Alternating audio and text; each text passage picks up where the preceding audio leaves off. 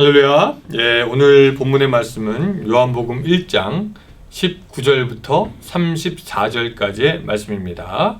성경책 다 같이 펴서 같이 천천히 읽었으면 좋겠습니다. 요한복음 1장 19절부터 34절까지의 말씀입니다. 자, 제가 읽겠습니다.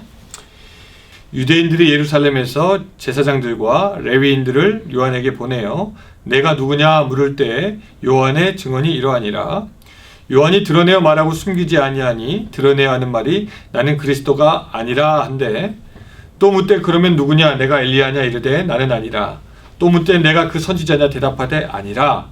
또 말하되 누구냐 우리를 보낸 이들에게 대답하게 하라. 너는 내게 대하여 무엇이라 하느냐. 이르되 나는 선지자 이사야의 말과 같이 주의 길을 곧게 하라고 광야에서 외치는 자의 소리로라 하니라. 그들은 바리새인들이 보낸 자라. 또 물어 이르되 내가 만일 그리스도도 아니요 엘리야도 아니요 그 선지자도 아닐진데 어찌하여 세례를 베푸느냐. 요한이 대답하되 나는 물로 세례를 베풀었거니와 너희 가운데 너희가 알지 못하는 한 사람이 섰으니 곧 내 뒤에 오시는 그이라. 나는 그의 신발끈을 풀게도 감당하지 못하겠노라 하더라. 이 일은 요한이 세례 베풀던 곳 요단강 건너편 베다니에서 일어난 일이라. 이튿날 요한이 예수께서 자기에게 나아가오심을 보고 이르되 보라 세상 죄를 지고 가는 하나님의 어린 양이로다.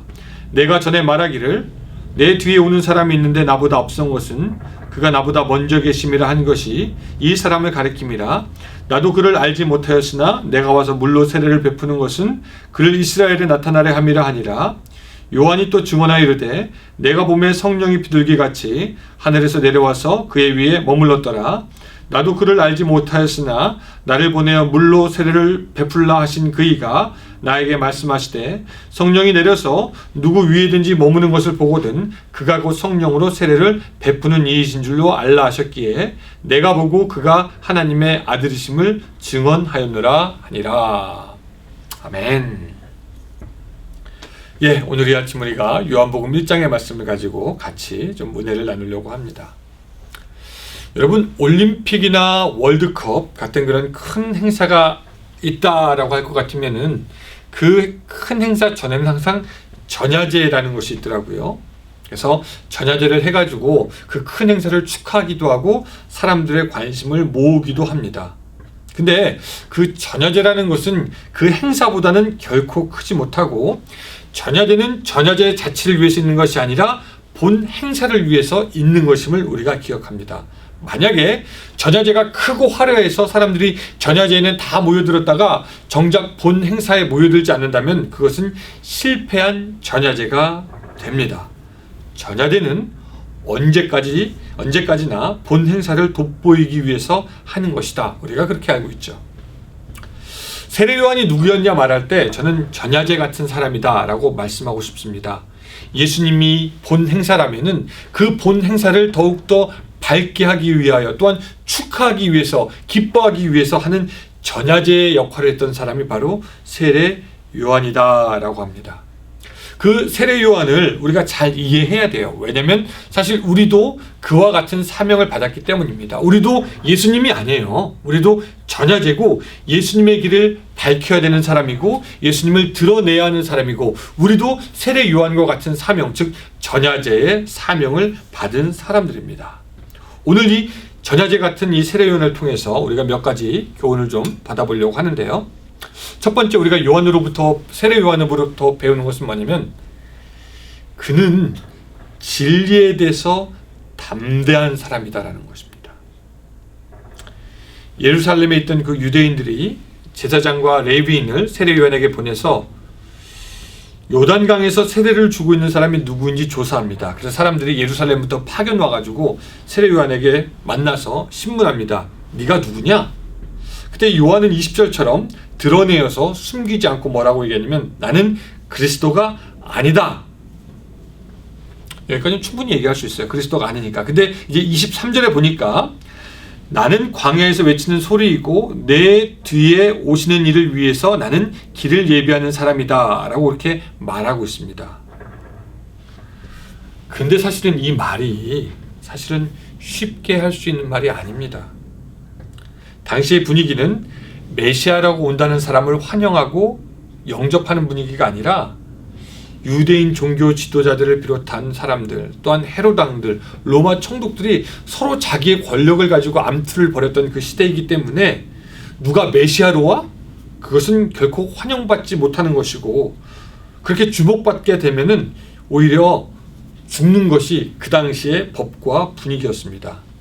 근데 그렇기 때문에 세례 요한이 오래오래 잘 살 수 있는 법이 있다면 뭐냐면 나는 그리스도가 아니오라고 하면서 나는 그리스도가 누군지도 모르고 나는 그 사람이랑 상관없다. 그렇게 선긋기를 쫙 하면은 그는 오히려 그냥 요단강 근처에서 세례를 주는 좋은 사람으로 남아있을 수 있는데, 오히려 그는 26절, 27절, 29절에서 보는 것처럼 자기에 대해서 막 증거합니다. 내가 누구냐면 내 뒤에 오시는 자의 신발끈을 풀기에도 감당 못하는 사람이다. 나는 물로 세례를 주지만 그는 불로 세례를 줄 거다라고 하면서 장차 큰 자가 오실 거고 나는 그분을 섬기는 사람이다라고 지금 이야기하고 있는 것입니다. 아까 말했지만 나는 그리스도가 아니요 라고 하면 선을 딱 그으면은 오히려 그 사람의 안위가 보장될 텐데, 오히려 그는 예수 그리스도를 위해서 진실과 진리를 증거하기에 주저하지 않았다라는 것입니다. 오늘 우리도 그런 삶이 요구가 됩니다. 주님께 받은 그 진리의 말씀들, 그 진실들, 나는 바로 이야기하고 있는가 아니면 숨기고 있는가? 어쩌면 많은 사람들이 내가 진리라고 생각하는 것은 이거다라고 하면서 알지만 그것을 내놓지 못하고 그것을 이야기하지 못하고 그것을 선포하지 못하는 시대에 우리가 있는지도 모르겠습니다. 이러한 때에 세례 요한은 복음의 진리를 명쾌하게 밝혀주면서 진리를 전달하는 그런 메신저 역할을 하고 있는 것입니다. 두 번째, 이 세례 요한으로부터 우리가 배워야 되는 것이 뭐냐면 그는 겸손하고 솔직한 사람이었습니다. 세례 요한은 자기가 신발끈을 풀기에도 감당치 못한다라고 합니다. 사실 당시의 분위기로 볼 때 이 세례 요한은 굉장히 존경받는 사람이어서 이 헤롯도 그에게 뭐 마음대로 하지 못하였습니다. 그러니까 세례 요한이 사실 사람들 가운데 그렇게 인정을 받으니까 마음을 조금만 달리해서 내가 그리스도다? 라고만 얘기해도 어쩌면 사람들이 우르르 그를 추종할 수 있었을 것입니다. 지금 이단들 많지 않습니까? 이단들은 아무것도 하는 거 없어도 자기들이 스스로 막 재림 예수라고 해서 사람들이 따르는데, 당시에 세례 요한이 자기를 높이고자 하여 한마디만 그런 말 해도 사람들이 다 따랐을 것입니다. 근데 세례 요한은 정작 자기 자신에 대해서 스스로 뭐라고 얘기하냐면 나는 광야에서 외치는 자의 소리다라고 얘기합니다. 여러분, 광야에 가면 뭐가 있습니까? 아무도 없죠. 동물이 있고 그냥 식물만 있을 뿐입니다. 광야의 소리, 자기를 지극히 낮추어서 하는 말입니다. 나는 그냥 광야의 소리다라는 것이죠.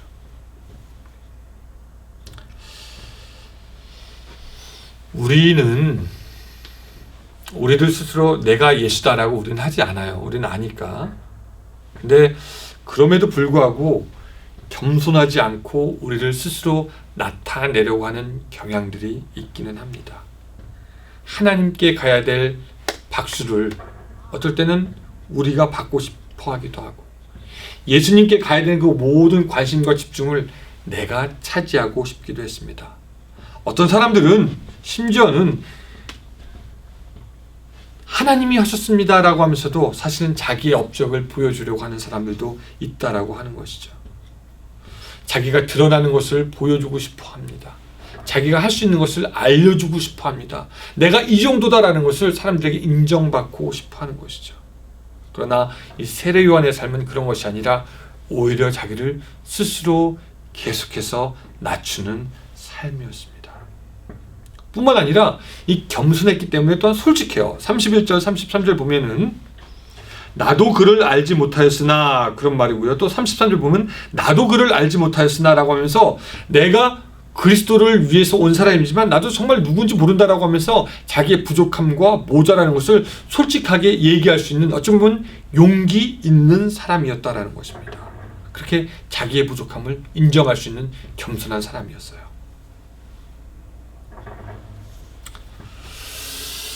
몇 해 전부터인가 우리는 가성비란 말을 많이 씁니다. 가성비가 좋다, 가성비가 낮다.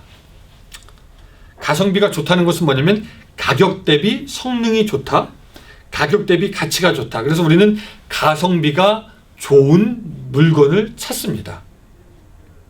여러분, 주님 보실 때 우리는 가성비가 좋은 종이 되어야 됩니다. 주님이 우리를 쓸 때 쉽게 쓰고 편하게 쓰고 잘 쓰고 쓴다면 버리기 쉽고, 이것이 바른 종의 모습입니다. 우리의 욕심대로 이거 하십시오, 저거 하십시오, 주님 이거 해줘야 돼요, 저거 해줘야 돼요. 가성비 떨어지는 종이 아니라 주인이 그냥 쓰고자 하면 쉽게 쓰고 쓰기 싫으면 쉽게 버릴 수 있는 그런 가성비 있는 종이 우리가 되어야 하는데, 어쩌면 우리는 교만하고 나의 것을 찾기 때문에 가성비가 굉장히 떨어집니다.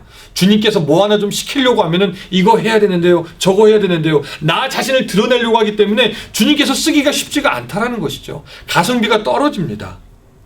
세례 요한은 여자가 낳은 자 중에 가장 큰 자였지만 그냥 예수님이 쉽게 쓰고 쉽게 버렸던, 어쩌면 겸손한, 가성비가 굉장히 좋았던 사람입니다. 그만큼 겸손했던 사람이죠. 그래서 주님께 인정받을 수 있었습니다. 세례 요한은 대비되는 두 가지의 특징이 딱 있었어요. 진리에 대해서는 극히 담대했지만 또한 자기 자신에 대해서는 지극히 겸손했습니다.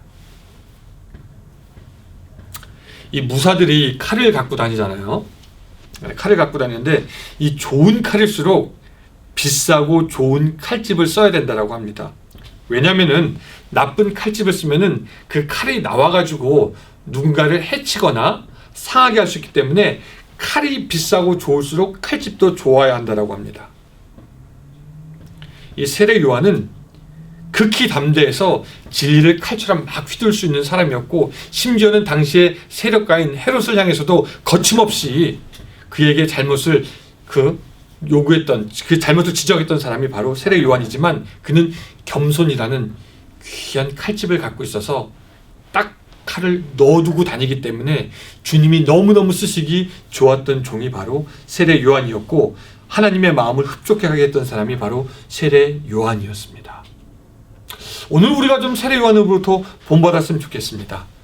진리를 전달할 때는 담대하게, 그러나 하나님 앞에서는 겸손하게, 좋은 칼과 칼집으로 주님 쓰시기에 얼마든지 마음껏 쓰시기 원하는 그런 가성비 좋은 종이 되어서 하나님의 나라를 만들어 나가는 그런 삶, 그런 삶이 바로 오늘 여러분들의 삶이 될 수 있기를 주님의 이름으로 축원합니다. 기도하겠습니다. 하나님, 세례 요한을 통해서 우리가 또 배웁니다. 그는 진리에 대해서는 타협 없이 선포할 수 있는 담대한 자였고 용기 있는 자였지만, 뿐만 아니라 하나님 앞에서는 지극히 겸손하고 낮아지는 그런 사람이었습니다. 오늘 우리도 그를 닮아서 담대할 때 담대하고 겸손할 때 겸손하는 그 뜨거움과 차가움이 우리 가운데 있게 하여 주시고, 그러므로 말미암아 우리들의 삶을 하나님께서 사용하실 때 기쁘게 많이 영광되게 사용되는 삶이 될 수 있도록 도와주시옵소서. 예수님의 이름으로 기도드리옵나이다. 아멘.